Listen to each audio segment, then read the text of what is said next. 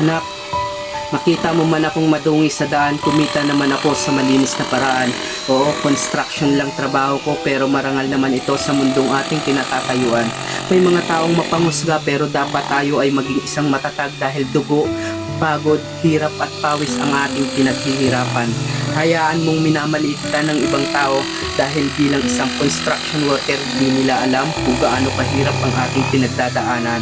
At proud ako dahil meron akong isang marangal na trabaho.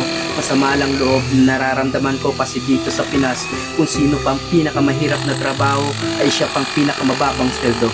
Pero darating yung araw na mapuputol din ang paghihirap ko. Kaya anak, pagbutihin mo ang pag-aaral mo. Dugo at pawis ang puhunan ni tatay para gumanda ang buhay mo. Lahat kakayanin ni tatay para sa iyo. Handa kong harapin ang lungkot at panganib dito sa construction worker para mabigyan ka ng magandang kinabukasan. Kahit hindi medalya ang isukli mo anak, diploma lang sapat na.